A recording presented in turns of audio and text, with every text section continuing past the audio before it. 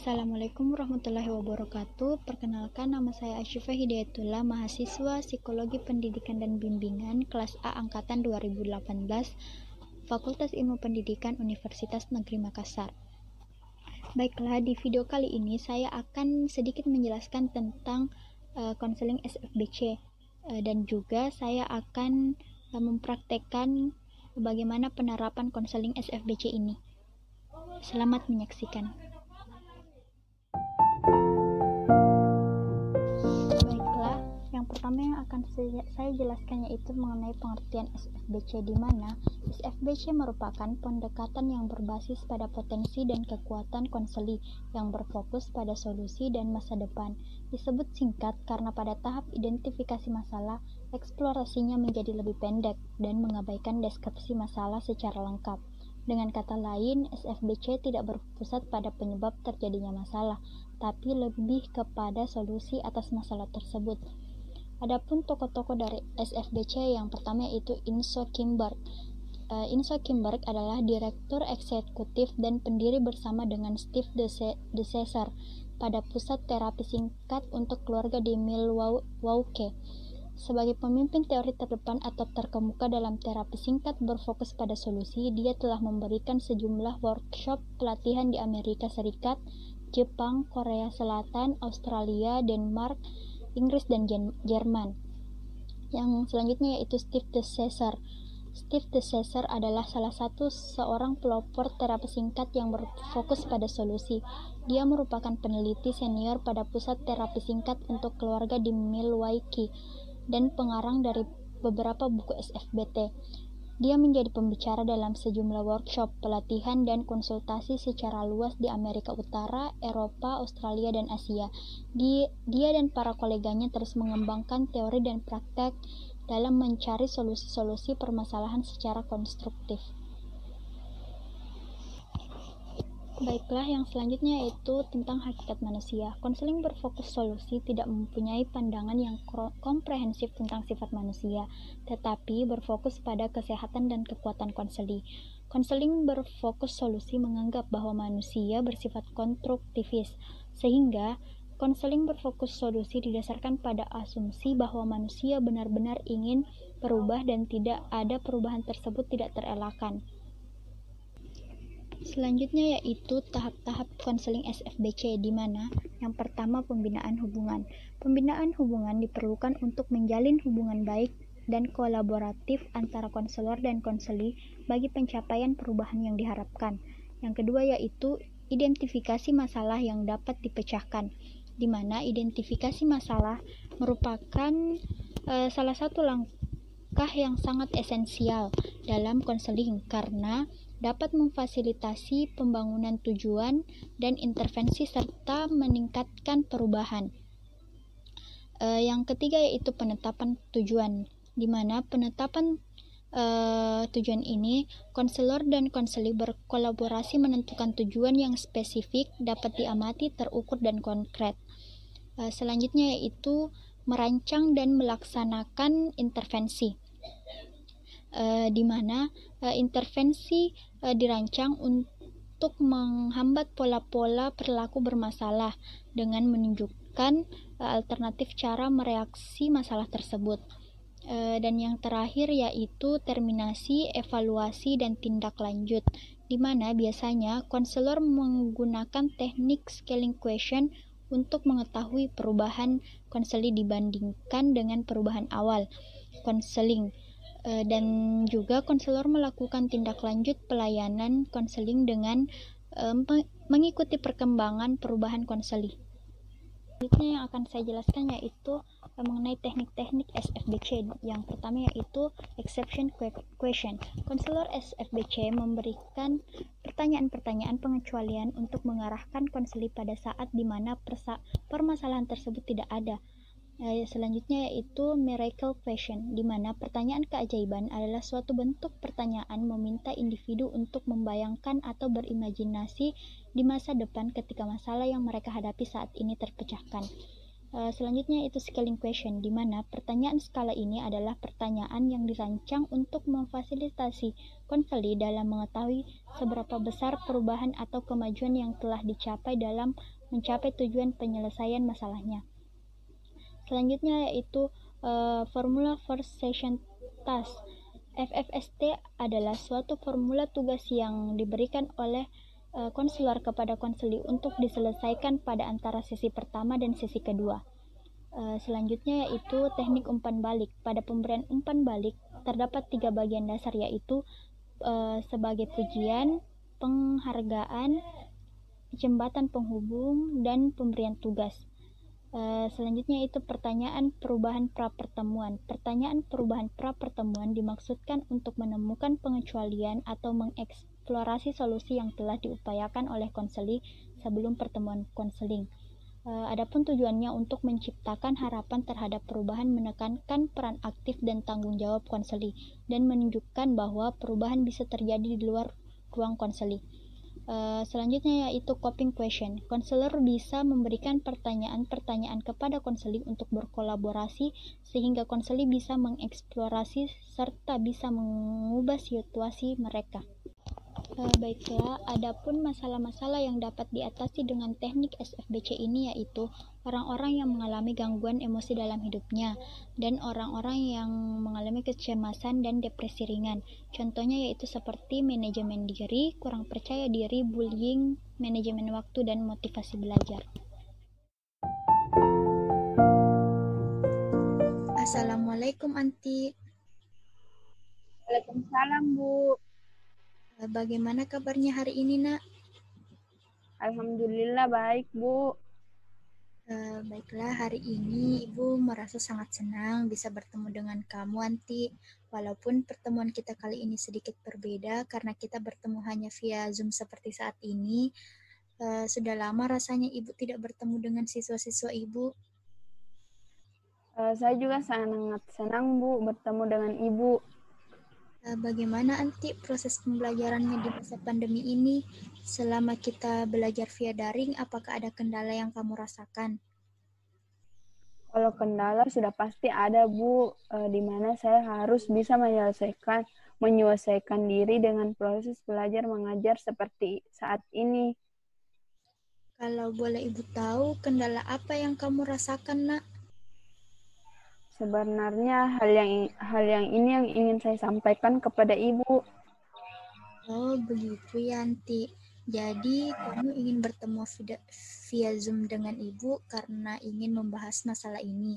Tapi sebelum kita berdiskusi lebih lanjut, ada hal yang perlu Ibu sampaikan terlebih dahulu, di mana pertemuan kita ini memiliki prosedur dan tujuan, yaitu membantu kamu dalam menemukan solusi dari permasalahan yang kamu alami. Ibu percaya kamu dapat menemukan solusi dari masalahmu ini. Hanya saja kita perlu memperjelas solusi-solusi tersebut, ya Nak. Di sini Ibu berperan untuk membantu kamu untuk memperjelas solusi-solusi yang berpeluang besar untuk menyelesaikan masalahmu. Bagaimana, Anti? Iya, Bu, saya bisa mengerti dengan hal itu. Baiklah, Anti. Sebelum kita berdiskusi lebih lanjut, sebelumnya Ibu ingin menyampaikan bahwa pertemuan kita kali ini sekiranya memerlukan waktu sekitar 45 menit. Bagaimana? Apakah kamu bersedia?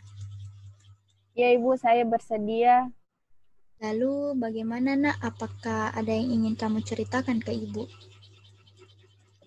Sebenarnya begini, Bu, saya merasa saya agak kesulitan mengatur waktu saya dengan baik di tengah pembelajaran online seperti saat ini, di mana pada pembelajaran via online saat ini tugas-tugas sekolah jadi lebih banyak dibandingkan dengan belajar offline. Jadi itulah mengapa saya agak kesulitan mengatur waktu dengan baik, Bu. Jadi, kendala yang kamu alami di tengah pembelajaran online ini yaitu kamu kesulitan mengatur waktu kamu untuk mengerjakan tugas-tugas kamu. Iya, betul, Bu. Ibu bisa memahami kondisimu saat ini, Nanti. Lalu, kalau boleh Ibu tahu, hal apa yang biasa membuatmu kesulitan mengatur waktu? Sebenarnya saya terkadang kesulitan mengatur waktu untuk mengerjakan tugas-tugas sekolah saya karena ada pekerjaan rumah yang harus saya selesaikan juga, Bu. Itulah sebabnya mengapa saya terkadang bingung harus menyelesaikan yang mana dulu. Saya rasa saya belum dapat memanajemen waktu saya dengan baik, Bu, menyelesaikan pekerjaan dan tugas-tugas sekolah saya dengan baik, Bu. Jadi kamu belum bisa memanajemen waktu kamu dengan baik, Yanti. Lalu, apakah ada hal lain selain itu yang membuatmu kesulitan mengatur waktumu? Sebenarnya saya juga terkadang menunda untuk mengerjakan jika diberi tugas, Bu. Itulah sebabnya terkadang tugas saya menumpuk dan saya bingung mau menyelesaikan yang mana terlebih dahulu. Ibu bisa mengerti permasalahanmu saat ini. Tapi sebelumnya Ibu ingin bertanya, apakah kamu sudah mencoba untuk mengubah kebiasaanmu untuk menunda mengerjakan tugas-tugasmu? Saya sudah beberapa kali berusaha untuk mengubah kebiasaan kurang baik saya itu, Bu. Tetapi tetap saja saya merasa kesulitan. Lalu, apakah kamu rasa usahamu itu telah maksimal? Saya pikir belum, Bu. Baiklah, sekarang mari kita ukur tingkat maksimal usaha kamu dalam mengubah kebiasaanmu itu. Kita ukur tingkat maksimal tersebut dengan sebuah skala. Ukuran skalanya dari 1 sampai 10, di mana skala 1 menunjukkan bahwa usahamu sangat tidak maksimal dan skala 10 menunjukkan bahwa usahamu sangatlah maksimal. Untuk mencoba merupakan kebiasaanmu itu agar kamu bisa lebih mengatur waktumu dengan baik. Nah, kira-kira kamu sekarang berada di posisi yang mana? Saya berada di posisi skala 4, Bu. Baiklah, posisimu sekarang berada pada posisi 4. Bisakah kamu jelaskan seperti apa kamu di posisi 4 tersebut? Saya pikir saya sudah berusaha untuk merubah kebiasaan saya, Bu, agar dapat manajemen waktu dengan baik. Tapi usaha saya ini masih belum maksimal, Bu. Ibu bisa memahami kondisimu sekarang ini. Ibu tahu kamu agak kesulitan mengubah kebiasaanmu itu dan kamu juga pasti merasa sedikit terbebani dengan tugas-tugas sekolahmu yang sedikit lebih banyak dari biasanya, sehingga kamu kesulitan mengatur waktumu dengan baik. Tapi kalau ibu boleh tahu, apa yang kamu inginkan dari masalahmu saat ini?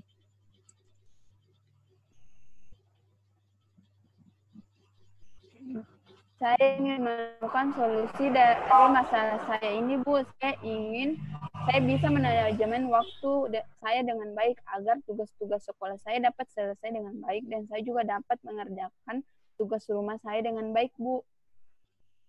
Baiklah, Nak. Ibu yakin kita dapat menemukan solusi dari permasalahanmu saat ini.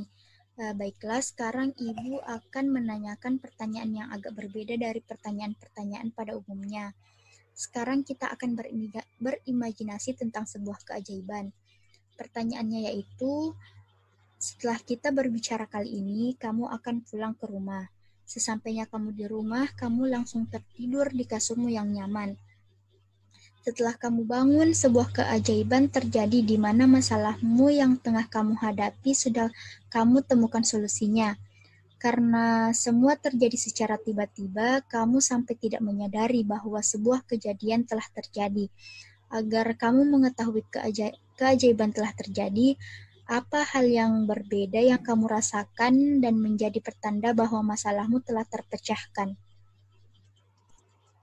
Saya juga bingung, Bu, tapi yang pasti jika keajaiban itu terjadi, saya akan merasa sangat senang dan lega karena akhirnya saya dapat menyelesaikan masalah saya. Tapi yang saya harapkan, saya bisa manajemen waktu saya dengan baik.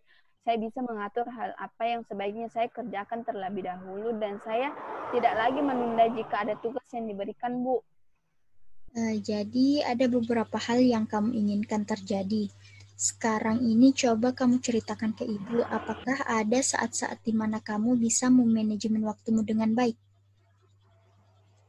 Ketika saya sadar akan tanggung jawab saya sebagai seorang siswa, Bu, pada saat itu terjadi, terkadang saya bisa langsung mengerjakan jika ada tugas yang diberikan atau ketika saya tidak ingin atau ketika saya tidak ingin tugas saya menumpuk, jadi terkadang saya bisa menyelesaikannya lebih awal. Bagus, Nak. Ternyata masih ada saat-saat di mana kamu bisa memanajemen waktumu dengan baik. Iya, Bu, saya pikir juga begitu. Dari apa yang sudah kita bahas dari tadi, ada beberapa tujuan yang ingin kamu capai, yaitu kamu dapat mengatur hal apa yang sebaiknya kamu kerjakan terlebih dahulu, dan kamu tidak menunda jika ada tugas yang diberikan. Intinya, kamu ingin agar dapat memanajemen waktu dengan baik. Benar, Bu. Baiklah, agak lebih memudahkan kamu untuk mencapai tujuan yang kamu inginkan. Bagaimana kalau saya mengajukan pertanyaan berbentuk skala lagi ya, Anti? Jika kita membuat skala 1-10, sama seperti tadi di mana angka 1 menunjukkan kamu tidak dapat memanajemen waktu dengan baik, dan angka 10 kamu dapat memanajemen waktu dengan sangat baik. Dari skala 1-10, sekarang kamu berada di posisi mana? Menurut saya sudah ada di posisi 5, Bu. Oke, baiklah. Andaikan di awal pertemuan kamu berada pada skala 2 dan sekarang kamu telah berada di posisi 5, apa yang telah kamu lakukan sehingga berada di posisi tersebut? Menurut saya yang telah saya lakukan yaitu saya sudah berusaha semaksimal mungkin untuk mengubah kebiasaan saya terlebih dahulu. Dengan begitu saya rasa saya akan lebih mudah untuk manajemen waktu saya, Bu. Bagus, Anti. Kamu telah menunjukkan perubahan atas dasar keinginanmu sendiri. Kembali ke pertanyaan skala tadi, apakah kamu akan tetap berada di posisi 5 tersebut?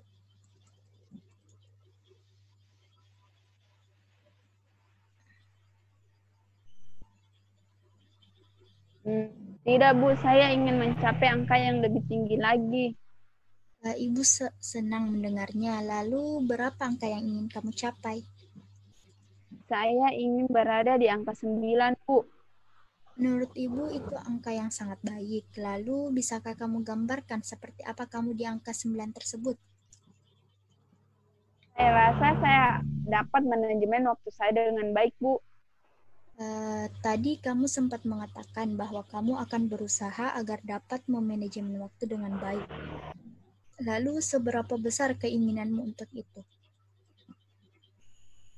Saya sangat ingin hal itu terjadi kepada saya, Bu. Saya mungkin bisa memulai dengan mengubah kebiasaan saya yang menunda-nunda untuk mengerjakan tugas sekolah saya, Bu. Dengan begitu, saya rasa saya akan memiliki kesempatan lebih besar agar dapat manajemen waktu saya dengan baik, Bu. Apa menurutmu hal itu dapat membantumu dengan baik? Ya, Bu, saya pikir begitu. Bagus kalau begitu, Anti. Jadi, kapan kira-kira kamu mau memulai untuk mencoba hal yang tadi kamu katakan? Mungkin saya akan mencobanya pada saat saya diberi tugas sekolah, Bu. Saya akan berusaha untuk mengerjakannya langsung tugas sekolah saya jika saya memiliki waktu luang. Bagus sekali, Anti.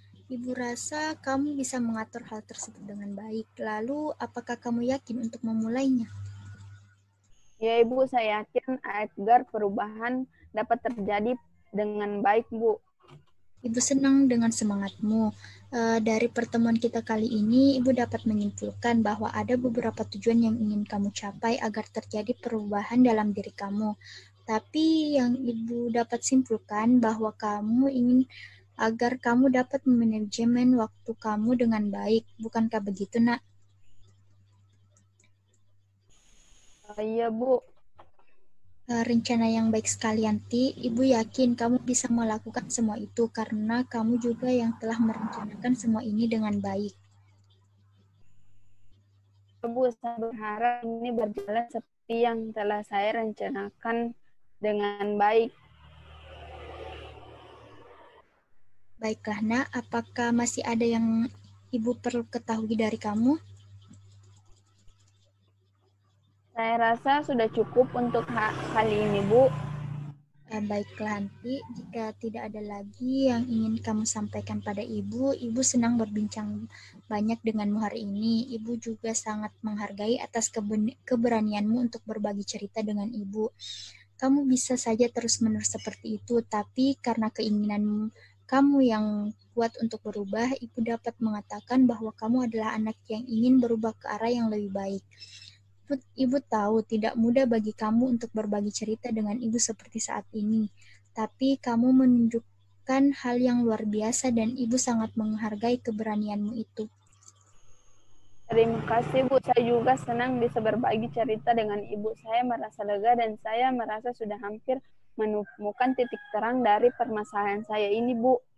Baiklah nak, karena beberapa tujuan telah kita rumuskan bersama, Ibu ingin melihat perubahan yang terjadi dalam diri kamu sampai beberapa hari ke depan saat kita melakukan pertemuan via daring selanjutnya.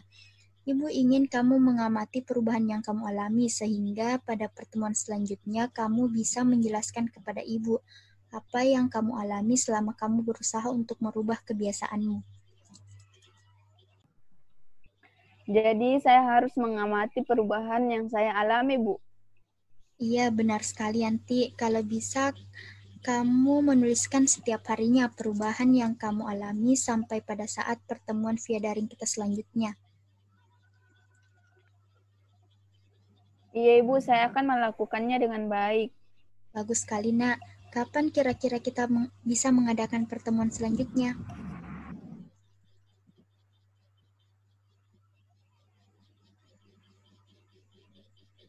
Saya rasa minggu depan bisa Bu. Ibu rasa itu waktu yang tepat. Baik Lanti, Ibu rasa cukup untuk pertemuan kita kali ini. Ibu senang bisa berdiskusi banyak denganmu hari ini. Walaupun dalam kondisi yang agak berbeda dan dengan pertemuan yang berbeda dari biasanya juga karena kita hanya bertemu via daring seperti saat ini. Iya Ibu, terima kasih juga karena Ibu bersedia mendengarkan saya hari ini. Sama-sama. Baiklah, Ibu rasa cukup untuk pertemuan kita hari ini. Insya Allah, pekan depan kita bertemu via daring seperti hari ini lagi ya, Nak. Sampai jumpa pekan depan nanti. Assalamualaikum warahmatullahi wabarakatuh. Iya Ibu, waalaikumsalam warahmatullahi wabarakatuh. Baiklah, itulah tadi penjelasan tentang SFBC dan konseling SFBC. Apabila terdapat banyak kekurangan, saya memohon maaf dan saya berharap video ini dapat memberikan manfaat untuk kalian semua. Terima kasih. Assalamualaikum warahmatullahi wabarakatuh.